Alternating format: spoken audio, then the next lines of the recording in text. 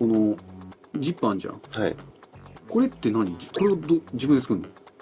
台湾とシンガポールと香港、へえ。いろんなところでピンガ君を知ってもらったりとかして、なんかいろんな取り組みを今年来年からも今始めようっていうことで今動いて、皆さんこんにちは。銀河チャンネルです。さあ、本日のゲストはですね、千賀くんでよろしす。くお願いします。お待たせしました。お願いします。お願いします。いや、今日さ、ちょっと千賀に、はい。なんかキャラクター作りとか、はい。なんかそっち系聞いてみたくて、ああ。噂では聞いてんのよ。はい。なんか千賀がいろいろやってるぞと。なんかカイトがここにうん。遊びに来た時になんかお話ししたみたいなお話は聞きました。そうそうそう。はい。あれ、キンプリの高橋かはい。カイト。はい。仲いいんでしょ？仲よくさせてもらってます。はい昔から。そうですね。結構仲良くしてます。ドリームボーイズで共演してから、そこから常にちょっとこう連絡を取ったりする仲ではあって、で、お互い共通点でこうダンスが好きだったりとか、アートが好きだったりとかっていう共通点もあったりして、で、仲良くしたり。いつのドリボ？もう、キンプリがデビューする前ですね。あー、わかった。あれか。だから、乾麺がやってた後、玉森がやってたよね。はい。あの頃。そうです、そうです。あー、そういうことか。はい。なるほど。あの時キンプリ出てたの？キンプリ出てました。あ、そうなんだ。玉が主演で、ライバル役で僕と、あと、もともと中丸くんの役だったところに宮田が入って、あ、そうなんだ。で、子供たちの役あったじゃないですか。あったね。そこにキンプリが入ってたんです。なるほど。はい。そっか、まだちっちゃい子だったからか。そうです、そうです。ていうか、戦後ボクサーやってたんだけど。ボクサーやってました。悪役やってました。でも根はいいやつってやつだよね。はい、そうです。で、2幕で死んで、そこからすごく空き時間が長く知ってる知ってる。はい。ベッドのシーンを最後に。あ、そうです。あれさ、あの役めっちゃ削られない？めちゃくちゃ削られますね。でも、玉森の大変さと比べたら、全然だなって。玉森もあれやったの？じゃあ空中のなんかフライング。そうです、そうです。ああ、そうなんだ。やってました、やってました。めちゃくちゃ大変そうでしたね。いや、ほら、内容もさ、結構やっぱ叫ぶシーンとかさ、泣くシーンとか怒るシーン多いじゃん。はい。めちゃくちゃ大変だった印象あるもん。確かに。そうですね。だから年々若干ストーリーは変わりつつあっても、筋は一緒じゃないですか。基本のね、話はね。だからなんかこう、和解のシーンとかはなんか結構こう叫んだりするシーンとか多かったりとか。そうだよね。はい。あと、俺重要なことに気づいたの言っていい？はい。マイクセットするの忘れてるわ。なんだっけ、何の話だっけ？ドリボか。そうですね。そうそうです。話はほぼ一緒だけど、はい。それ、何年やってたのそれを？何年だろう。でも5年。そんなやってたの？結構長かったですよ。ちょっと、ちゃんとは覚えてない。5年ぐらいかな。なかなかやってたね。はい、やらせてもらいましたね。なんか俺も昔何年か参加して、で飛んで間空いて、なんか帝国劇場の100周年だったかなのなんか年に1回だけ参加したのよ。でそれしかやってないけど、なかなか大変だった印象あったからさ。その後離れてからどういうことやってるのか知らなかったから。5年やってたんだ。5年やってました。そもそもさ、千賀ってさ、お芝居系興味あるの？苦手です。興味はあるけどちょっと苦手みたいな。はい。なんかめっちゃ憧れはあります。あ、そうなんだ。はい。別に出たくないとかっていうのは全くないし。全くないです。で、機会とかオファーが来たら、極力基本はやるみたいな。基本はやる。で、なんかありがたいことに、1年に1回ぐらいこう、主演の連ドラとか、なんかこうやらせてもらったりとかは、最近はさせてもらってるんですけど、どういう感じなの？結構しんどい演技しますね。やっぱ大変なんだ。しんどい演技するの？いや、なんか、セリフが覚えられないんですよね。いや、根本的にじゃん。覚えに、なんか、覚えるのが苦手だなって感じなんだ。覚えるの苦手ですね。いや、根本的になんでしょうね。それやっぱさ、他の人とさ、まあ、比べようがないかもしれないけどさ、はいなんか自分遅いかもなみたいな感じなの。はいちょっとこう気持ちでいくと、なんかこうセリフとはちょっと違うことを言っちゃったりとか、はいはいはいはい。なんかそういうことが多くて、でなんかセリフ通りにこう言った方がいいチームと、まあ、ちょっとこう変えてもいいチームとかもいるじゃないですか。はい。でまあ、たまたまその僕が一緒だったチームはまあセリフ通りの方がまあ良かったりもしたり。それさ、厳密にはさ、もう一言一句変えないでねっていうチーム。もうはい経験して、やばいよね。はいそこからなんかちょっと恐怖心がついちゃって。わかるわかる。そうなんかこう一語一句間違えないように言わなきゃっていうのがどっかにあるかもしれないですね、そのドラマが来ると。プレッシャー段違いよね。はい。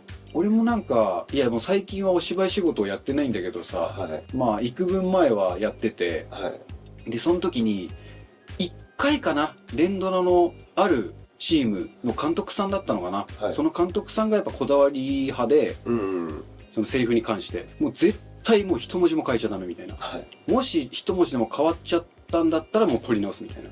もうほんと、怖いよね。怖いですよね。だからその方言とかを学んで、例えば東京の方がこう関西人の役をやったりとかする人もいるじゃないですか、はい、ああいうの見てるとめちゃくちゃもう尊敬っていうかすごいなーって、すごいよね、そこまで役作りできたりとか、あとまあ肉体改造したりする人もいたりとか、そこからこうマインドを作っていくっていうのがやっぱこう尊敬しますね。って思いつつも、でも自分もじゃあ体重減らしてねとか言われてももちろんやるし。やりますもちろん。やらせてかなり前向きにはこうやりたいっていう気持ちはあるんですけど、なんかどうしてもなんか自分はこうクリエイターの感覚というか、なんかこう表現者よりも作る側の感覚が強くて、昔からですね。あ、そうなんだ。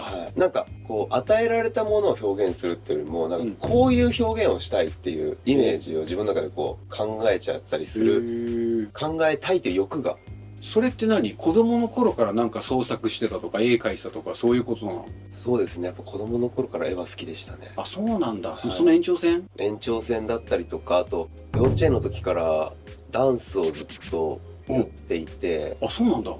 そうですね。そっからなんかずっとこうフリースタイルのダンスとか、ダンスバトルとか、そういうのを経験していくうちに、なんか自由な表現みたいなものがこう、すごく周りに多かった。なるほど。もうそれが当たり前っつうかスタンダードな感じのもう環境だったんだ。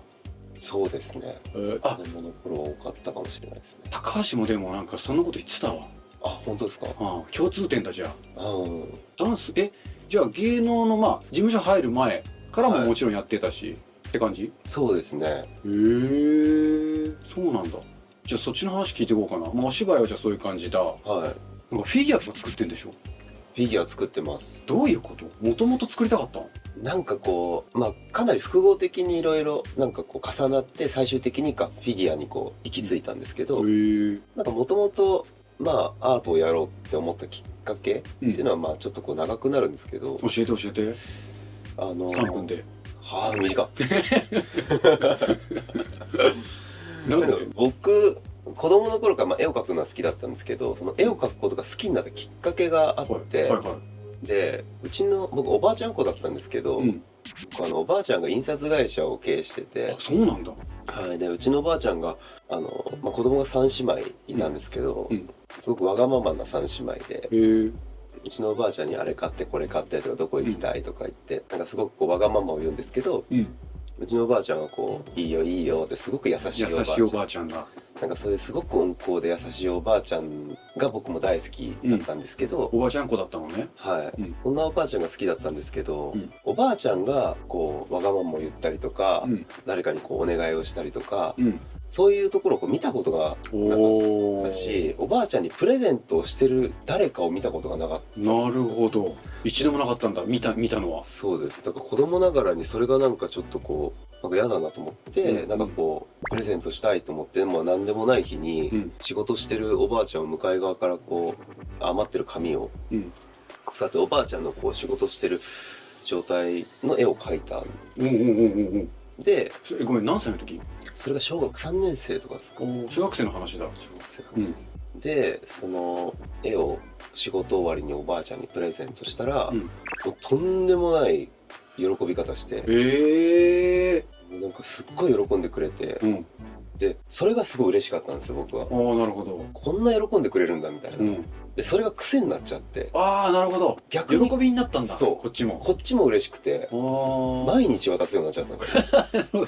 それはね、おばあちゃん毎日待ってテンションどんな感じ？でもおばあちゃんは変わらないんですよ。毎回嬉しいんだよ。同じ喜び方をしてくれるんですよ。で孫のね線画がだってくれるわけだもんね。そしたらなんかばあちゃん寝室にこう貼ってくれてたんですけど、毎日増えていくもんだから、どんどんなんか呪いの部屋みたいな。そんな言った何日ざっくり何枚ぐらい渡したのそれ？いやもう数百枚とかです。あ、マジ？毎日だ。半年1年ぐらいじゃん。はい。毎日ばあちゃんの家に行ってたし、毎日帰ってたんで。ひたすら帰ってひたすらプレゼントしたんだ。そうです。だからばあちゃんの家をずっと帰ってたんですよ。そんな中僕は東京に上京してこの事務所に入って、で時が経ってデビューをして、そしたらなんかうちのおばあちゃんが体調を崩していろいろと病気になったりして、アルツハイマーになっちゃって、でどんどんその家族のことだったりとかを忘れてしまってきた中で、そのおばあちゃんも僕のことが一番好きで言ってくれてたし自負もしてたんですよね。で最後まで僕のことは忘れないでいてくれたんですけど、でもとうとう僕のことも忘れてしまって、それがすごく悲しくて、でおばあちゃんにプレゼントしたうちわとかを見せて、これだよケントだよって言ってもみたいな、全然思い出してくれなくて、で CD とか見せても全然思い出してくれないし、どうしようって思った時にその時にあげたこのおばあちゃんの絵を探して見つけて、おばあちゃんにそれ見せたら、そのおばあちゃんの目から涙がすごい出てきて、じゃちゃんと認識したっていうか伝わってるんだ。その後におばあちゃんは僕の名前を言ってくれたんですよ。でその後亡くなっちゃったんですけど、うちのおばあちゃんは、なんかその時になんか人の記憶に残るものを作りたいって思ったし、なるほど。もちろんそれはそのエンターテインメントでも全然どういう形でもよかったんですけど、なんかやっぱり僕はおばあちゃんの絵を毎日描き続けて、絵っていうものを通して人の記憶に残ったっていうことがやっぱり自分の自信につながったし。そうか、そういう体験をしちゃうんだろうね。そうです。それがちょっとコロナよりちょっと前ぐらいだった。言うても最近か。だからそれまではやっぱ趣味だったんですけど、そこから本気で絵と向き合ってみよう。なるほど。おい、ちょっと待ってくれ、泣きそうになるだろこっちも。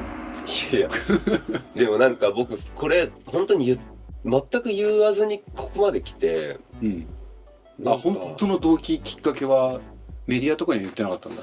そうです。最初の表参道の時も言ってなくて。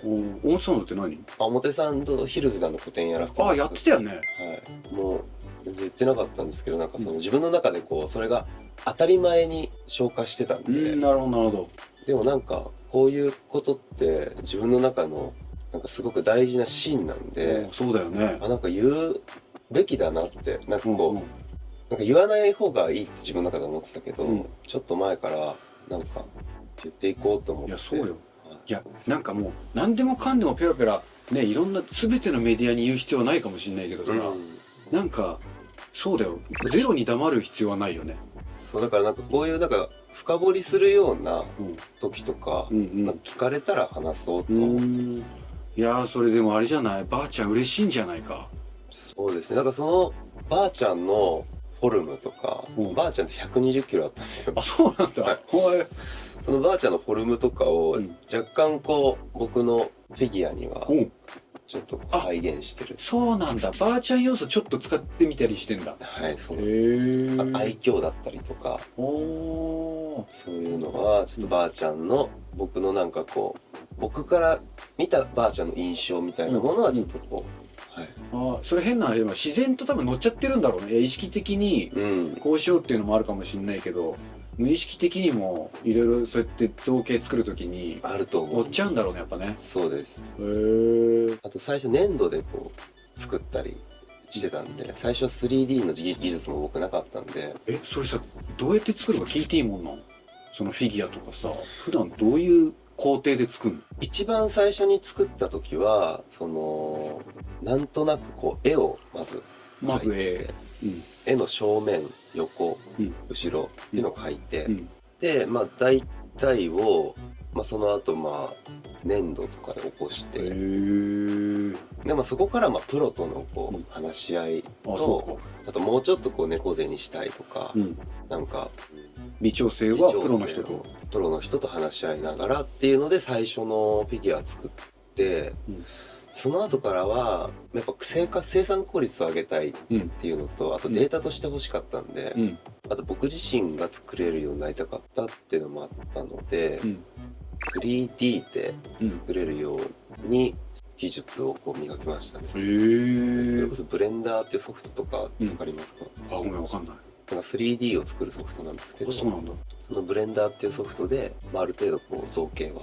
それはだからパソコンとか画面上で粘土のようにこう立体なものが作れるってこと？そうです。最初こう球体とかそういう状態から、こう鼻を作ったりとか耳をこう出したりとか胴体を作ったりとかして、それでちゃんとデータが手元にあるんだったらば、もしグッズにしたいとかいっぱい作りたいみたいななっても、そのデータを渡せば同じものが作ってもらえると。はい。でそれを、まあ、手だったら手、胴体だったら胴体、顔だったら顔、鼻だったら鼻っていうことを別々のパーツで分けていって、3D プリンターでそれを別々で起こして、で後でこうくっつけていく。ああ、そうか。一体丸々ドンってできるわけじゃないんだ。そうですね。綺麗に作るためには別々で作った方が綺麗に作れますね。クオリティも上がるし。溝がちゃんとできるので。ああ、なるほどなるほど。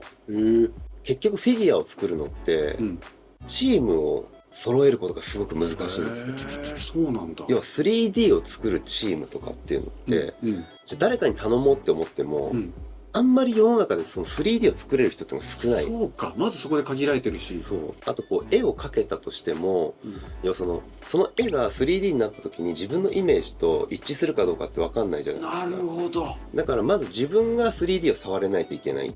で、3D が完全にできる人と自分がなんとなくその 3D を触れる。で、ここが意思疎通できないとダメなんです、まず。そうか。そうだよね。だってフィギュアとかさ、フォルムってさ、なんか、ここ2ミリ違うけど、だいぶ印象変わるみたいな世界じゃん、多分。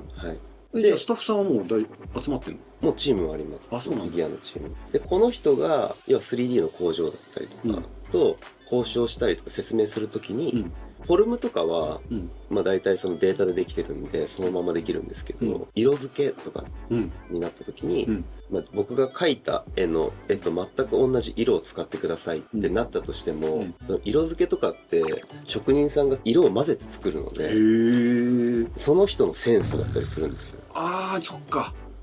微妙にまた変わってきちゃうんだ、それ。そうです。だから、この職人さんのセンスがいい人を探さなきゃいけないんです、また。めちゃめちゃ大変だね。そうです。だからこのチームが全員揃って初めて自分の納得できるフィギュアが完成する。それはじゃあ何？そのスタッフさんは千賀的にはもう満足のメンツがこう揃ってくれたわけ？まあもうちょっとって感じ。あ、そうなんだ。まあ今でも全然満足してますけど、まだまだもっとクオリティを上げれたらいいな。要はコスト面とクオリティ面。が極限にやっぱコストを低くしてクオリティを上げたいので、今はやっぱコストを少し上げないとクオリティを高く担保できない状態なので。なるほど。もっと絞りたいよね。そうです。これってさ、まあ野望というか、今後どういうものを描いてんの？そのフィギュアを今そういう状況じゃん。もういろんな国でこのキャラクターを走らせたいとか、なんかそういうのあんの？そうです。今もう先月とかは3カ国ぐらいこうアジアとかを回ってたり聞いたわ、それもしてて、台湾とか台湾とシンガポールと香港、いろんなところでその、まあ、ピンガ君を知ってもらったりとかして、まあ、いろんなギャラリーと今交渉はしてたりして、なんかまあいろんな取り組みを今年来年からも今始めようっていうことで今動いています。そうなんだ。じゃあ今年来年はそうだとして、じゃあ5年後10年後のなんかはあるの？まあ、自分の中では本当にフィギュアアートの中の頂点というか、世界一は目指そうっていう本気で思ってます。めちゃめちゃ楽しいね、それ。俺勉強不足であれ申し訳ないんだけど、フィギュア界のさ、そういう有名どころとかさ、やっぱいろいろあるわけ？キャラなのか。カウズとかは有名な、カウズちょっと調べておこう。頭にこう骨が、はいはい、わかるわかる。で目がバッテンの、はい。フィギュアとかはまあ世界的に今有名で影響力がすごく高い。これってなんかその国によってさ、やっぱ発展してるとことかあるわけ？日本もやっぱフィギュアは強いわけ？僕なんか一番広めたいのが日本の技術の高さなんですよ。やっぱりその日本の技術ってなんかやっぱすごくこう、なんか職人さんがすごく繊細だし、その色の作り方とかがすごく綺麗。そうなんだ。だから海外で作るよりも日本で作った方がめちゃくちゃクオリティは高い。へえ。なんかそんな印象はざっくりあったけど、やっぱそうなんだ。全然違いますね。もう実際に海外でも作ってるし、僕は日本でも作ってるし、いろんな国で作って思うのはやっぱり日本の技術ってめちゃくちゃ高いんだなって思う。はあ、そうなんだ。3D プリンターっていうのは世界どこで作っても同じなんですけど、そこから削って、で色を乗っけて、で最終的にできたものっていうのが全く仕上がりが違います。それってやっぱりどうしてもさ、大量生産にしてもさ、1個作るにしてもさ、そのテクノロジー、その 3D プリンターは使ったとしても、でもやっぱり最後は人の手なの？そうですね。今機械で言うと、例えばその水圧転写っていう、水の圧力での転写。そうです、そういう色の付け方があるんですけど、それはまあコンピューターで、3D でできてきたパーツとかを水圧でバーってこう色を入れて、で、乾かして、で、フィギュア完成みたいな、そういう色の付け方もあるんですけど、あとあれだな、ちょっとあれだ、フィギュア持ってきてくれたんでしたっけ？そうですね。ぜひ見せてほしいんですけど。なんかさっきのフィギュアのデータとかも見ますか？見たい。 3D のデータとか見たい。どんな感じ？なんか僕はプロクリエイトっていうソフトで作ってるんですけど、なんかフィギュアのデータを作るとこんな感じになりますっていうのが。すげえわ。やばっ。これがフィンガ君のデータで、おもろい意味で。すげえ。これ触っていいの？大丈夫です。面白。ちゃんと自重するようにバランスとかもやっぱ考えなきゃいけないでしょ？そうですね。いや、すごいな。でもさ、これ靴の部分とかさ、結構細かいじゃん、細部。これもだって自分でこねこね作ったわけでしょ？そうです。すげえな。うわー。こういうさ、細かい話だけど、このジッパーあんじゃん。これって何？これを自分で作るの？作ります。やばっ。めちゃくちゃ時間かかんのこれ？めちゃくちゃ時間かかります。これ何？フィンガ君？フィンガーと線画君かけたってこと？そうです。うちのバージョンが120キロあるんで、腹そういうことね。うわ、すげえな。で、僕靴も作るんですよ。そうなの？スニーカーってこと？そうです。だからこれスニーカーもこだわってんだ。そうです。これって何？じゃあもういっぱい作ってるって言ったじゃん。はい。フィンガ君はフィンガ君なんだ。そのフィンガ君で何種類も作ったってこと？そうですね。フィンガ君以外のキャラクターもいますし。ここもちょっと2、3種類。例えばこいつはリュリュっていう。リュリュ？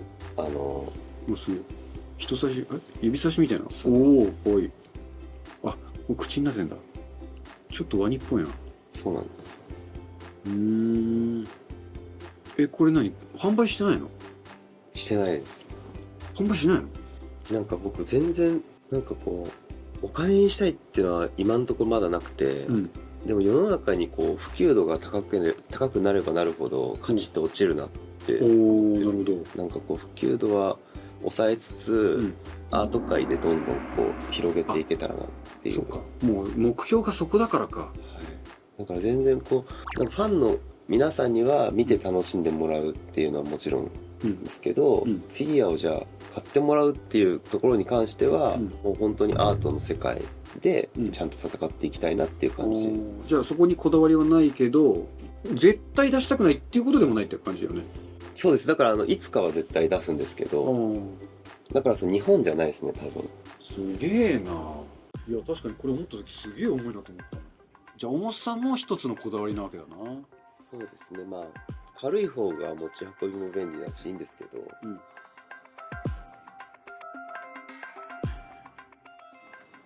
いや、だから、道作ってる感じよね。もしそれで本当うまくいってさらにね、うん。次の世代じゃないけど、まあ今はまだキッズ、まあそのちびっこジュニアの子たちなんかも、もしかしたらね、先輩千賀がああやってっから自分もやりたいみたいな人が出てくるかもしれない。それはすごい嬉しいです。